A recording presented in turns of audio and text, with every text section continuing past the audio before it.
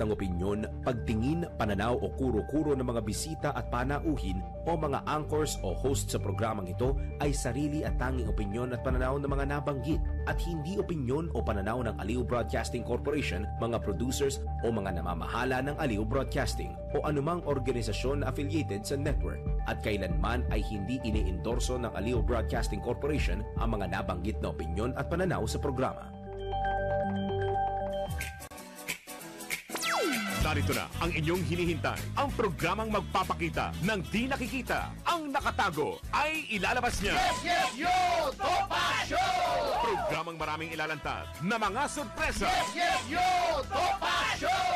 At ngayon, narito na po sila, ang mga kwento niyang ating mapapakinggan. Si Mr. Yes, Yes, Yo, Attorney Ferdy Topacio. Yes, yes, yo! Topa Show! Yeah, mga kasama! Magandang umaga po. I'm back! Welcome back! Okay. At ngayon po ay 18, tama? Yes. Oo, Lucky number. Lucky number, 18. At ang ating araw ay Huwebes! Yes! At ang ating oras, Alas 11:04 ng umaga! Tony Ferdy, Mr. Sex Appeal, Pogi na, macho pa nga, Topacio, bumabati sa inyo ng mabuhay po kayo at lahat ng at sa inyong katawan kasama si Miss Juvie de Guzman. Yan, thank you by the way, Ma'am Juvie, for holding the fort. Habang wala ako, alam nyo, pasensya na po kayo at medyo nag-a-absent tayo ngayon. Pero next week po, bubuuin natin. Kasi ang dami po nating lakad ngayon. Alam nyo naman, maraming nangyayari. Ha? Sabi ko nga sa kanila, pambihira tuwing umaalis ako ng Maynila, may nangyayari. Nung isang beses umalis ako, na-impeach si VP Sara. Umalis ulit ako, kinidnap si Pangulong Duterte. Ngayon, umalis, papuntang Cebu lang ako, napalitan ng speaker. Ano ba naman yan? Palaging may nangyayari. Hindi naman kayo yung coach, Hindi naman. Co-indecence. Co-indecence daw sa halip na co-incidence. Co-indecence. What a co-indecence. Oo, anyway, etong mas nakakabahala, Ma'am Jubes. Alam niyo naman, ni-railroad nitong acting OIC ng Ombudsman. Etong mga kaso laban kay Secretary Boying Remulla. Yung kitang-kita naman nila ang pattern bago mamaya i-discuss natin yan. Ako pa pagbibintangan natin mga kamoting kahoy na may ulalok nito. Ng timing. Kita nyo, ang timing yan ay dinismiss yung mga kaso ni Secretary Boying Remulla ng acting OIC. Timing na timing ay nagkakaroon ng deliberation ng JBC at ipinagsasaksakan ni Secretary Boying Remulla ang sarili niya. Bagamat may kaso siya, anong ginawa? Binraso nila. Pinadismiss nila. Nag-MR si Senator Amy Marcos. Usually yan, ang tagal ko ng abogado, nagpa-practice din naman ako dyan sa Ombudsman. Opo.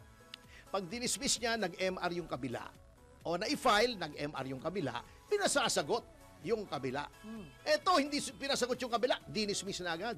Para lang walang kaso, si Boying Remulla. Eto pa, it gets even worse. So, nag-file po ako ng kaso. Nag-file din si Mayor Baste. Opo. Sa Davao. May Deputy Ombudsman doon for Mindanao. Dito naman sa main office, final ko. Opo. Okay. Mga kaso po itong lehitimo. Ano yung kasong final ko? Hindi ba matagal ko nang sinasabi? At yan ay nasa media reports last year pa. Napafailan ko ng arbitrary detention si Justice Secretary Remulla at si Director Jimmy Santiago. Bakit? Sapagkat inaresto nila si Cassie Leong at saka si Sheila Guo doon sa immigration. Pagkatapos sila ay na-intercept sa Indonesia at ibinalik dito. Okay, papaliwanag ko kasi yung mga sinasabi ng mga ulalo na hindi nakakaintindi. Meron daw namang warrant. Mga kasama, wala pong warrant si Cassie Leong at si Sheila Guo. Okay. Eto. Ang meron po sila ay they were cited in contempt ng Senado at ng House. That is not a warrant of arrest. ang pag-cite sa iyo sa contempt ay iuutusan yung OSAA, Office of the Senate Sergeant at Arms, at yung House Sergeant at Arms to take you into custody. Ang warrant of arrest po ay ini-issue ng husgado. Husgado lang po ang nakakapag-issue ng warrant of arrest in connection with a crime na nagkaroon na po ng preliminary investigation at sinampa na sa korte. So wala pong warrant. Anong ginawa? Nandun po, very clear sa affidavit of arrest ng mga NBI agents. Kinuha daw sila sa Bureau of Immigration dahil nagba-violate sila ng Passport Act at ng Law on Obstruction of Justice. Ngunit, pwede ka lang mag-aresto ng walang warrant ng isang tao.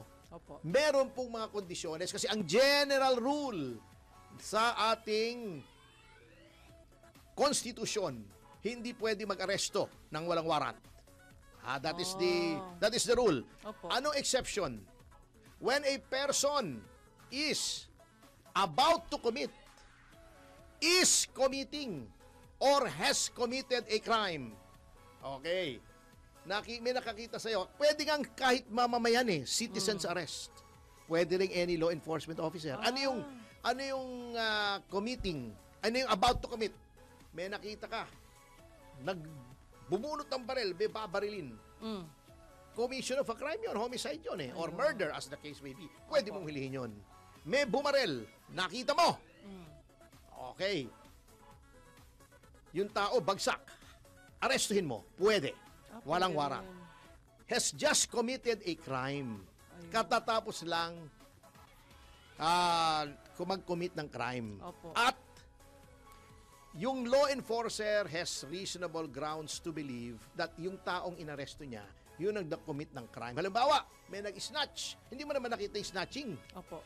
Sumigaw yung babae, magnanakaw, kinuha yung bag ko. Nakita mo may tao, tumatakbo, Tumatakbo siya. may dalang bag. Opo. Yun, pwede yun. Has just committed a crime. Pwede yun, pero dapat nakita mo.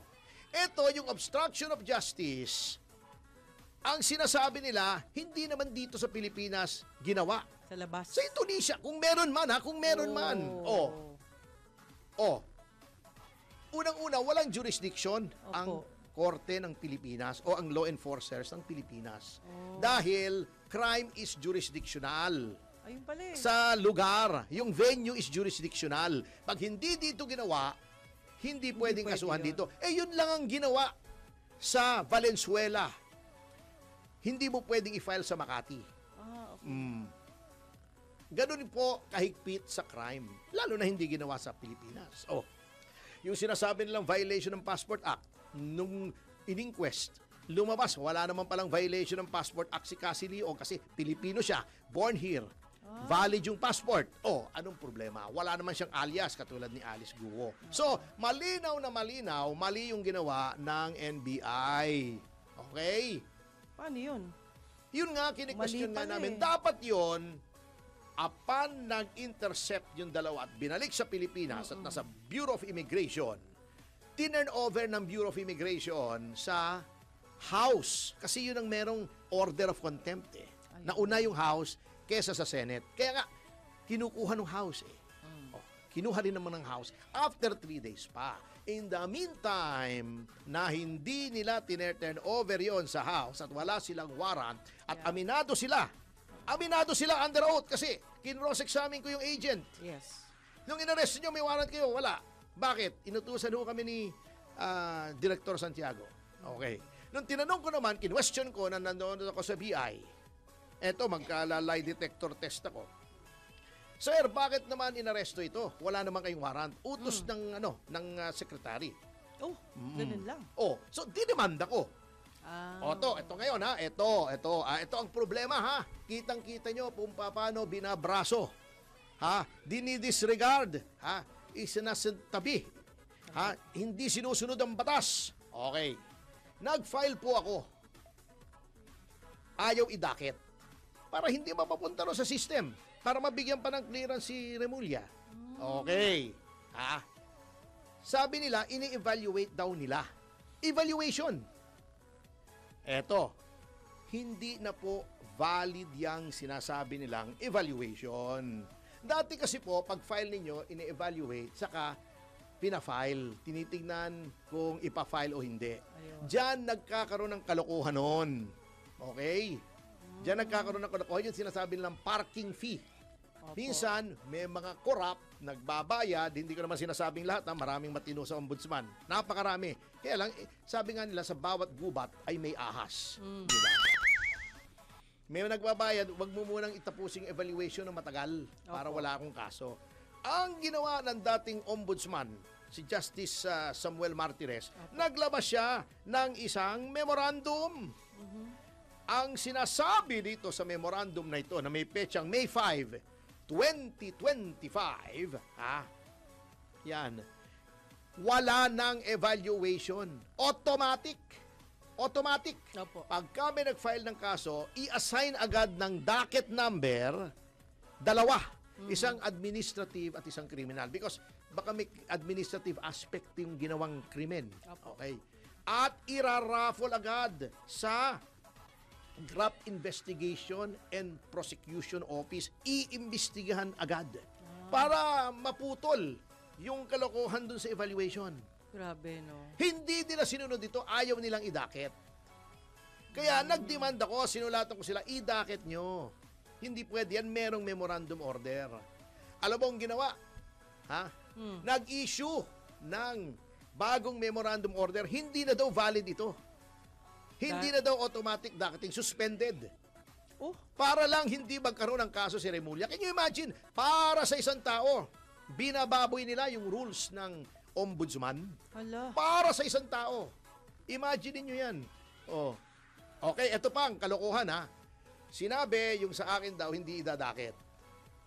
Dahil, Ito pa. Dahil wala nga daw visa yung May 5, 2025 Overdue na order. Oo. Okay. Superseded. Ito pa ang kalokohan. Saan ka nakakita ng ganito? Yun daw suspension ng automatic docketing. Retroactive for 10 days. I-apply. Pabaliktad ng petsa.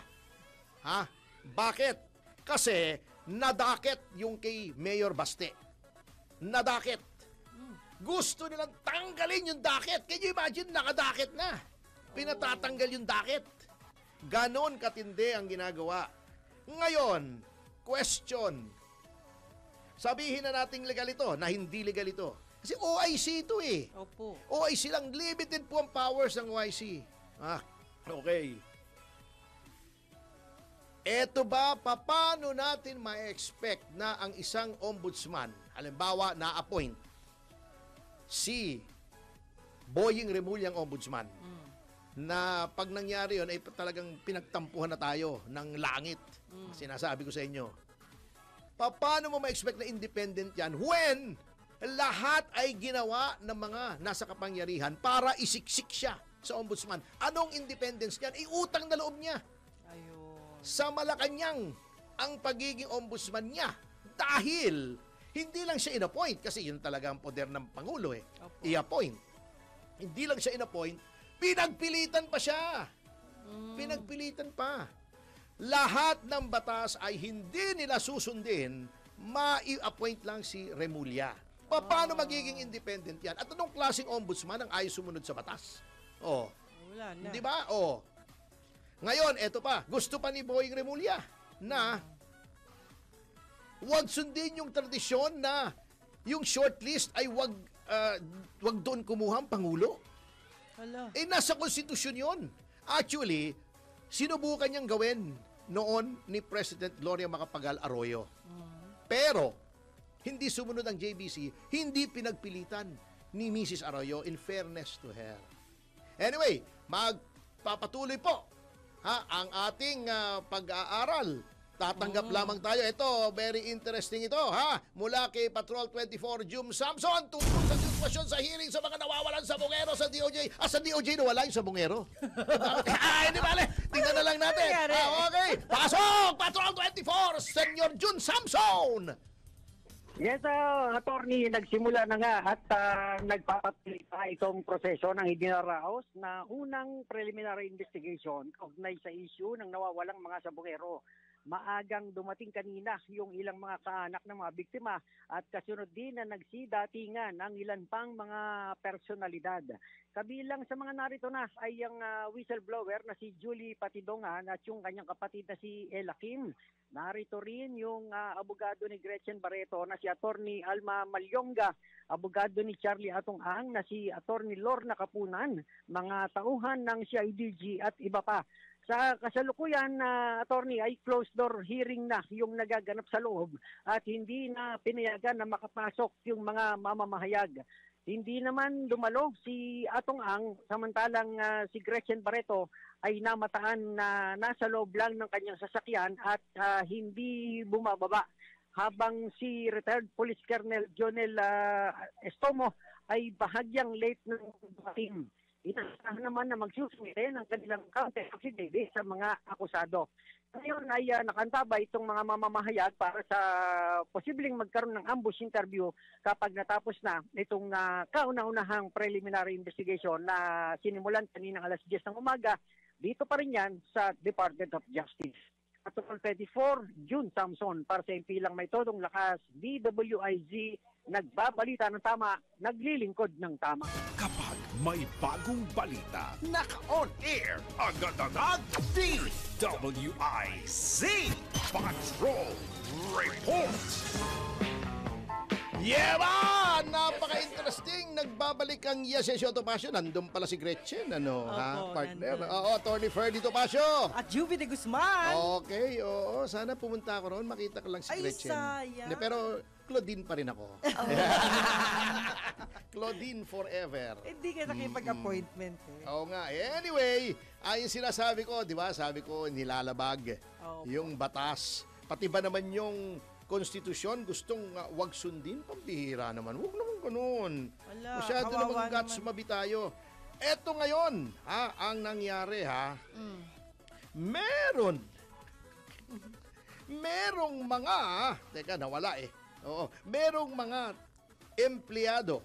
Eto, hindi ko verified yung katotohanan nitong nakalagay dito. Pero ang verified ko ay ito ay napadala na kay Chief Justice Alex Hesmundo at sa mga miyembro ng Judicial and Bar Council.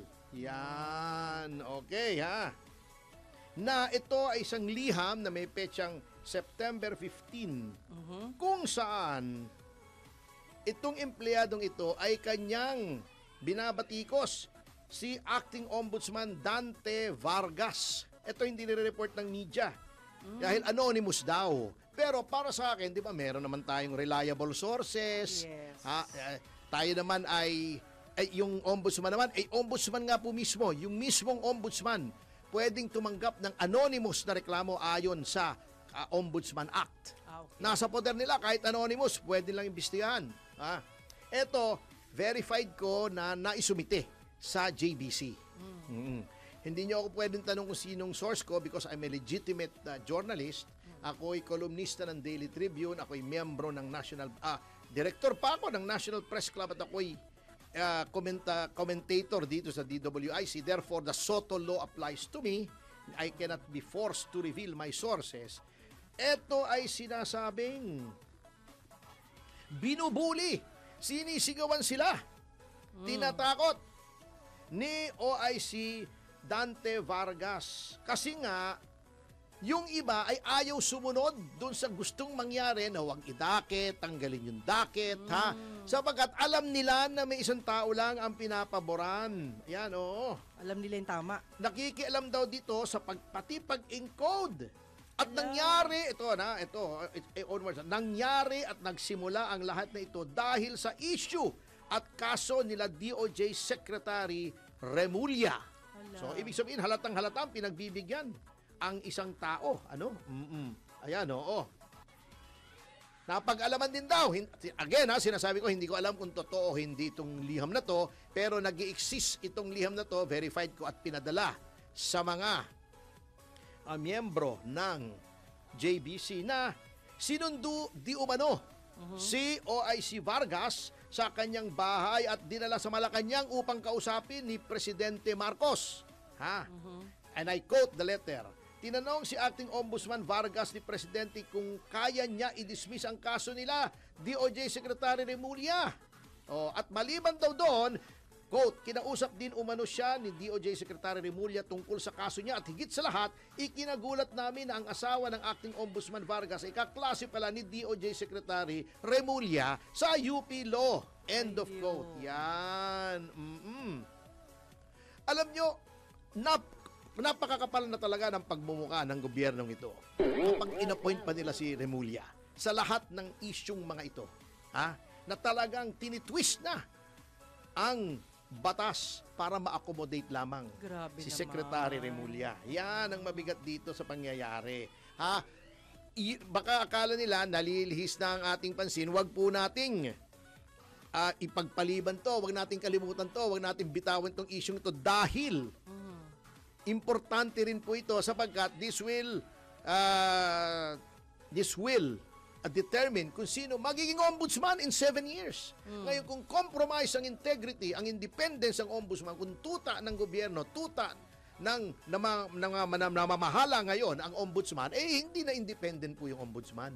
Can you imagine? How can you be independent kung itong pamahalang ito lahat sinisira ang mga institusyon, nilalabag ang batas para lang mailagay ka dyan? At isa pang problema niyan, katatapos na ng bar exam, masisira din yung thinking ng mga bago. Yes, oo. Yan ang magiging mali. Kaya kami, as a Citizens Crime Watch, ay dinidenounce namin ito.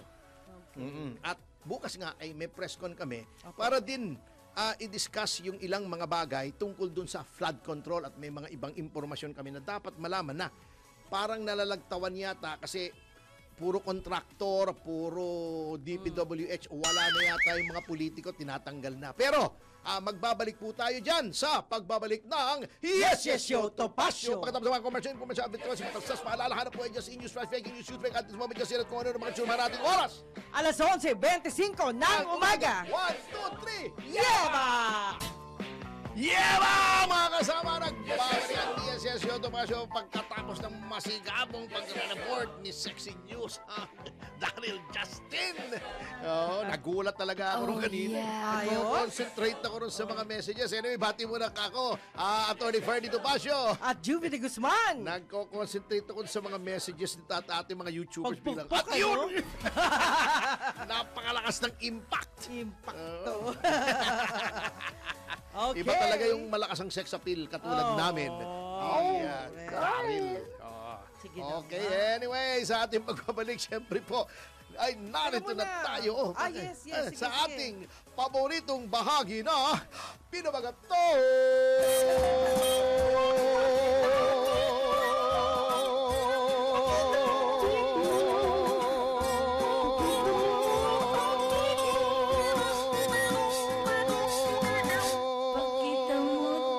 Vibrato vibrato. Nanginginig Ang galing. Parang siya. sikli sa kilo. Anyway. Tony, happy birthday muna kay Ay, Sir oo. Louie Gamboa. Belated. Belated. Kahapon kasi. Opo, puro belated tayo. Nag-iimbita siya, kaso mo, nasa Cebu pa ako kasi 3 days ako sa Anong Cebu. last time? Nakipag-meeting ako kay GovPam. At saka may People's Congress po kami sa Cebu Ayun. sa 26. At nais ko pong batiin yung mga miyembro ng Eagles at saka ng ISDA, yung Inday Sara Duterte Advocacy, yung youth group na nakadaupang palad ko po at kami ay nag-share ng isang meal doon sa House of Lechon. Napakasarap. Kaya lang fattening. Ang sarap pala ng kombinasyon yung lechon at saka yung munggong megata. Ay, yeah. Yummy. Yummy. Anyway, ano ka naman na? Si Atty. Mang inggit ka Teka, sabi mo talaga. may babatiin ka pang isa. No? Yeah. Si belated din. Si Boss Randy Cabango. Ayun. Birthday din niya. Maraming Opo. birthday boys. Si Uncle Robert Zapra, belated din. Happy birthday to you. Ayan. And advance happy birthday sa sister ko naman, si Ate Josephine Valimen. Yan. Okay. September born Sige, yan. banata mo na. Oh, Attorney Pagbati, pinapaabot natin sa lahat ng mga viewers natin, lalong-lalo na si Attorney Batas Mauricio. Ay, Panyero, Lagi how are nandyan. you? Ayan, Josephine Salvador ng Rosario Medical Si Center. Tony Batas, sana ma-live studio guest natin Yeah, para sabihan po mapag-usapan yung mga bagay-bagay. Schedule natin. Oo, Opo, sige yes, po. oo. Okay. At of course, si Michael Delara, Samuel Poblete. Ay, Sir Sam. Yan. Hoy. Veronica Estrada Lim. Attorney, magpaliwanag ka kay Ma'am Veronica Estrada Lim. Yan. Ano paliliwanag ko? Na bumaha. Ayan. Kaya hindi ka nakarating. Hindi. Yung sa Oo, sa Rotary. Humula ng husto Oh, eh. grabe. Oo. Marami Dalawa yung na-Indian ko eh. Opo. Yang sa Rotary at saka yung launching noong coffee table book Oh. ng Metro Manila Film Festival sa SMX. Dalawang Ayun. na-Indian ko. Hindi At ako hindi lang nakakilos. yan. Oo. Hinahanap ka rin ni Ray Carpio, yung may-ari Ayun. ng hotel. Yes, oo. Si Nag-meet daw kayo yung nun. Hotel Monaco. Monaco, Oh, yan. yan. Monaco Hotel. Ayun pala. Oh. Sabi niya, sabihin mo kay Tony, ay, opo. Si Ray Carpio. Oh, naghintay din sa inyo yan. Maribig Portades, Emerson Obiena. Hi, Sir Emerson. EJ Obiena. Ang middle name yata niya P eh. Ano yung Ray P. Carpio. Kaya ang palayo niya Rape. Grabe yan. Oy, bad yan, ha? Alan Bordeos and Company, salamat po sa inyo. At saka lahat ng mga friendship natin from Celebrity Production. Yan. Yan. Sige po. Oo, eto naman. Babatiin ko rin si former Cebu City Mayor Mike Rama. Opo. Na doon kami nag-breakfast sa kanyang tahanan. At siyempre si Gob Pam Baricuatro. Yes, Tinanggap kami yes. ng mainit. Oh, doon ka Pinakain pa kami ng nakarating, lechon. ah. 3 beses akong kumain ng ayos, lechon ah. doon in 3 days. Alam, bawal sa'yo yan, attorney. Oo nga, kaya dapat medyo Bawal yan. exercise. Si Attorney Tito Pintor ay Ala. nais ko ring batiin. Okay, Opo. anyway, nandito na si Gel Troy. Good morning daw, Jammer. Nandito na daw ako. Hello. Pasensya na po kayo, pero promise, next week, Promise. kukumpletuhin po natin. Bukas lang priskun tayo, priskun. Oo. Maro Versosa, Okay. Gregorio Remulta. Siguro Yan. half cousin to ni Boying Remulla. Remulta eh. Remulta. Ah. May multa Hi, na. hello idol. Attorney Topacio, watching from Phoenix, Arizona. Hi. Jason Capispisan, UAE. Opo. Linda Vitaliano, yan. Hi. Vicky Dela Peña from Malaysia. Hello po. At Dianel, you are so back. Oo nga naman. I was Yeah. also so front. Laki ng Okay, front ko eh. welcome Laki ng chat ko eh. back. Oh. yeah. Eto, ano daw comment ko kay Kiko Barsagas, ethics complete. Basta dyan sa mababang kapulungan ngayon, kumontra ka sa majority, ethics ka. Di ba nangyari kay Oo. Juan? Kay Congressman Teves. Opo. Kinriticize niya yung Maharlika, kinriticize niya yung mga courtesy resignations ng mga pulis na iniutos ni Benhar Abalos. Ang dami niyang kinriticize yan. Ayun, ethics complaint. Yan. O ganyan talaga. Yan ang ginagamit nila para manahimik ka dyan. Ano ginagamit ng supermajority. Yan. Marlon Siliar, watching from Bugang. Toboso, Negros Occidental. Glenmark Hello. Altamia. Yan. Oo, pa-shoutout daw kay Altamia, Brillo Altamia from Ibisan, Capiz, Mendoza, Soler, Extension, Quiapo, Manila. Yan. Hi. Josephine Angeles Kruger, nakikinig po. siya sa San Fernando, Pampanga. Yun. Nanay Takang. Yan, kasali, nandun daw yata, doon ba nag-birthday si BBM? Sabi niya eh. Rakiterang OFW, hello po attorney, ba't ngayon ka lang, pasensya na po, may mga kailangang gawin sa lansangan at sa labas eh. Pero next week po, tinapos ko lang. Para Dami. kasi meron mga kilos protesta, may mga Yes. People's Congress po ang PDP na inasikaso ko lang po. Ay, At by the way, congratulations kay Chairman Al-Cusi. Lumabas na po ang desisyon ng Korte Suprema na ang sinasabi nilang tunay na PDP laban ay etong grupo ni Chairman Al-Cusi. Hindi po yung grupo ni Coco Pimentel. Bagamat, kinikilala namin at ginagalang namin ang kanyang ama, si Senator Nene Pimentel, bilang nagtatag ng PDP laban. Ayun. Yan. Tinuturo pa rin naman yan sa aming basic membership seminars. Opo. At nandoon pa rin po siya sa website yung litrato niya. Ginagalang po namin yung mga founders niyan. Gerald Calzado from Kim Jong Tambalos, Los Country. Yes! Hindi na yata si Wala speaker. na. Ano daw kahapon ang sabi niya? Nagligpit na kagad eh. Nagligpit na eh. Oo. Cheryl Basto, independent lang yan si Boy pag nasa 6. Wag naman, kayo naman, oh. Teddy De La Cruz, Noel Buluran, yan. Si Donex Don, shout out, Hi. Ching Matyrus, buenos dias po. Buenos dias también. Yan. Mukhang Chabacano ito. Sabi rin nyo, platika Chabacano. Por kaso, di DJ Cavite Tibangen. City ako, kaya sabi yung platika, Chabacano, Caviteño. Kabitenyo ba yun? Si Chabacano. Jenny rin Chabacano na Ternate también na Zamboanga City. Ayun. Pero taintinti ko ambos klase de Chabacano. Galing Yan. talaga. Paulo Uson, Yan. addicting daw at habit forming. Eh, tingin nyo sa akin, shabu. Kayo Grabe naman na. Oo. Sige, pwede na rin. Si Kwan, di ba? May shabu daw? Alin? Shabuhok. Siya buhok. Si Harry Roque. Ikaw talaga. Kulang shabuhok. Yan. Yan. Bale, uso na yung Okay, magtanim. at gwapa lagi ako. Hi, Jenny Miranda. Wow. Hello din po, Marian Romalinaw. Yan. Si Mike Angeles, pabati raw sa iyo. Si Lyndin Marcelino ay narito Ayan. rin. Bandert And family, Lim! yan, Sir Mike. Joselito Pical ay narito. Ed Manghente. Yan, oo. Baka daw pwedeng i-apila kung si Remulyang mapili kung unconstitutional. Pero ang solusyon dyan ay kasi ang gagawin yan, ito kaya sinasabi kong hindi independent yan, sasabihin natin yan sa pagbabalik ng Yes, Yes, Yo, Topacio. Ating oras Alas 11:45 ng umaga. 1, 2, 3 Yeba! Yeba! Nagbabalik ang Yes, Yes, Yo, Tomasyo.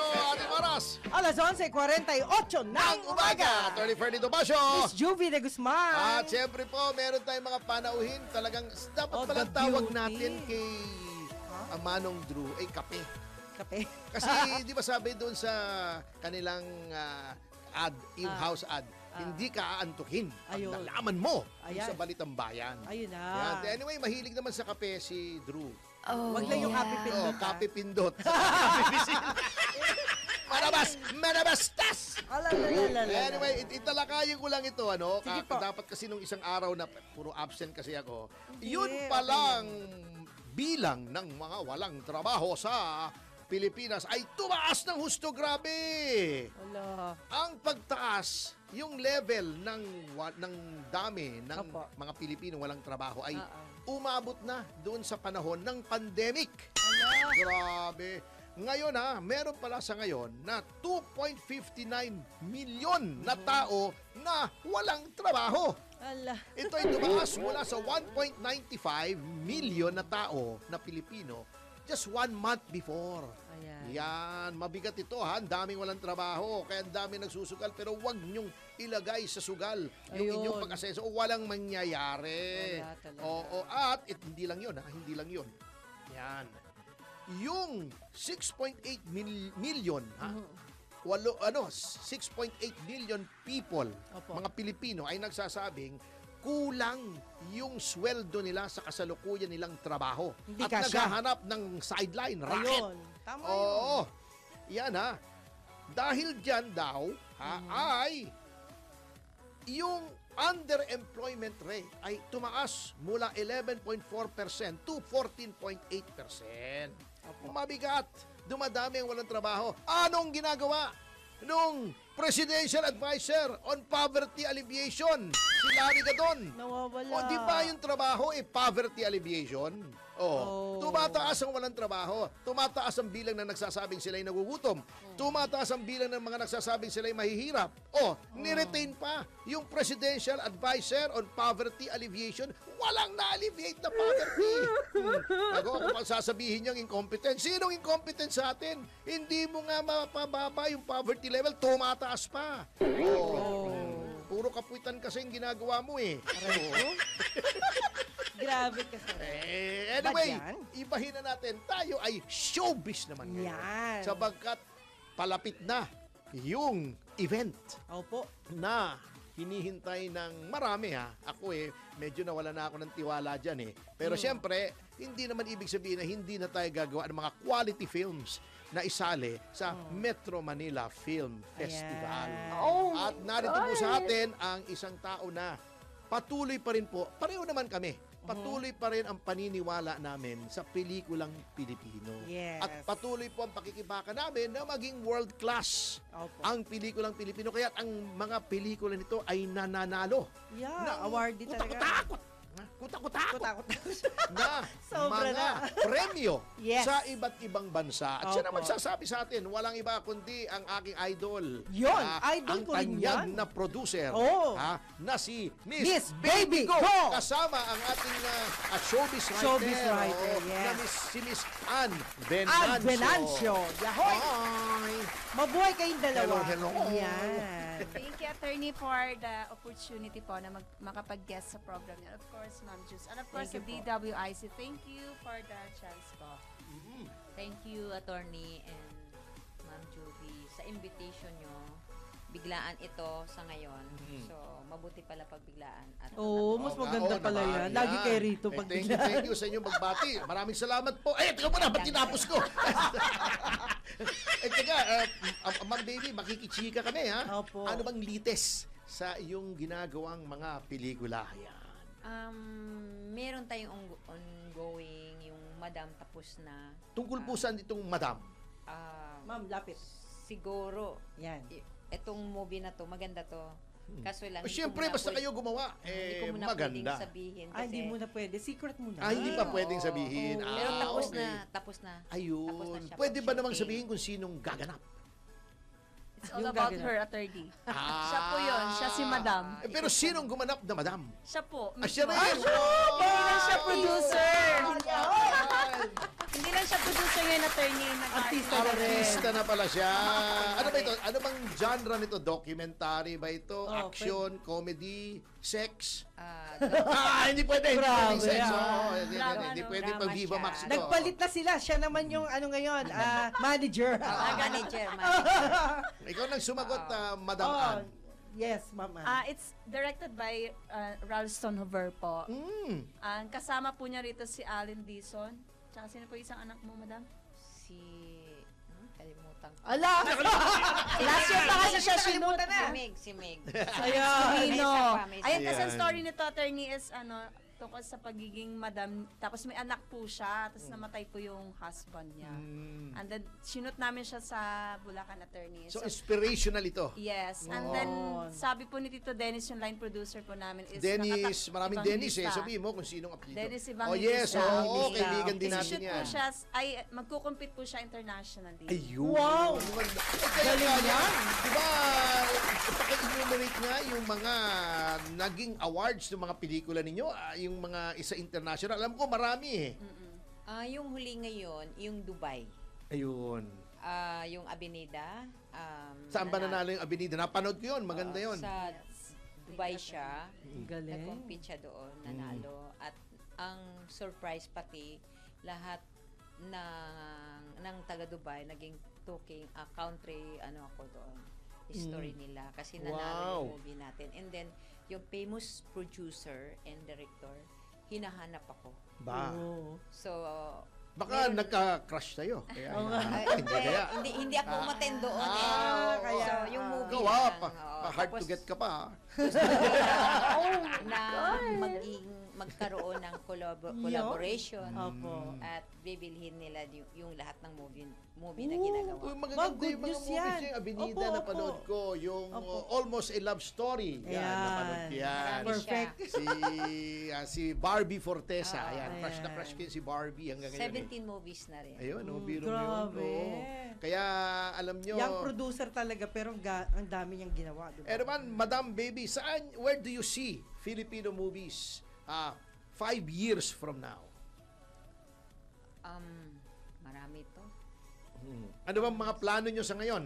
Alam ko, mayroon patuloy ang inyong plano na gumawa ng pelikula at talagang pinapakita nyo ang inyong pananalig sa pelikulang Pilipino at ating mga artist. Hindi lang artist na yung mga artista. De calibre. Yung mga behind the cameras, Opo. mga writers, Yes, directors, magagaling. mga cinematographers, etc. Oo. Sa ngayon, mayroon tayong gagawing movie. Una-una yung sa inyo po, attorney. Nakalinya na rin. May script na yun eh. Collab namin yung first collab namin. Opo. Yan. 5 movies po yan. Meron po tayong isang movies na issue-shot kasama tayo sa Manila Film Fest. Ayun. Wow. Ano yun? National, Galing. with under by Joel Lamangan. Opo. Ayun. Aba award-winning yan si... Opo. Si, May alam mo, direct si Chloe. Joel Lamangan ang nag-direct noong Felix Manalo, di ba? Alam mo yun? Opo, yes, Oo, yes, yan. yes, yes. Magaling yan. Maraming, 5 movies na gagawin. Tapos, ang kagandahan itong movies na itong gagawin natin ngayon, isasabay-sabay ko na lang pag-prescom. Para Ayun, sige. One time na lang. Dadalo tayo dyan. Dadalo tayo dyan, Ma'am Opo, Juby. opo. Siyempre, At ikaw ay aawit. Ala. Ala. Si Ma'am A, hindi nyo kinuha artista? Maganda rin, no? Hindi, Behind the naman. scene lang talaga ako. Nasa attorney. madam siya, nandun din Ayan. siya. Oo, Oh, lagi dapat siya. lang. Meron din Para siya. hindi sayang, di ba? Oo, meron din po siya. Oo, yan. Nako, nakakatuwa. Alam mo, Tony, ang daya mo. Pag ikaw na, i-invite mo silang live. Oo. Malakas ako Daya eh. talaga. Anyway, Pero, Tony, any message sa ating mga kababayan bago Yeah, tayo please. maghiwa-hiwalay tungkol sa Filipino movies?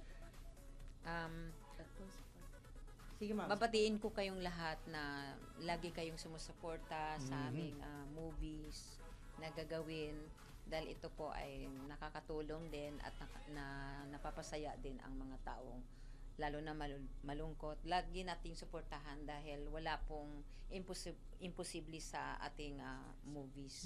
Yun. Ikaw naman, Miss Anne. Ayan po, sana po patuloy po nating suportahan ang movie industry kasi 'di ba ngayon pa lang siya parang talagang nagpo-full blast. Oh, yes, At sana yes. po. And of course, thank you po sa aming boss kasi Yeah. kahit pa paano talagang busy siya sa mga political issues pero but then may time pa rin siya sa showbiz industry. Yes. And producing more films. Hindi kasi ang showbiz, pagkakala na entertainment lang ito. Ito ay industriya. Yes. In the same way that Oo. agriculture is an industry, yung mga manufacturing is an industry, Correct. di ba? Opo. Industriya po ito, potential ito na mag-earn ng income para sa Pilipinas. Kaya huwag nating Correct. pabayaan ang movie industry. Industriya. Suportahan natin Kita niyo to. ang Korea, di ba? Yes. South Korea. Opo. Anyway, sa notang yan mga kasama ay magbibigay daan na tayo pagkatapos nating pasalamatan si Ma'am Baby at saka si Ma'am Ann. Oo, huwag kayong aalis sapagkat tayo ay magbibigay daan sa Balitang Bayan. Yan. Ni Boss Drew Nasino. Nasino. Oh, no. Eto po si Attorney Ferdy, Mr. Sex Appeal Tomasio. At ako naman si Miss Juvie de Guzman. Nag-iwan po sa inyo ng mga katagang susupil sa inyong pagnanasa. Kikitil sa inyong mga kasalanan. At titibo sa iyong kaisipan na huwag makiki-api. Join us. 1, 2, 3. Yeah!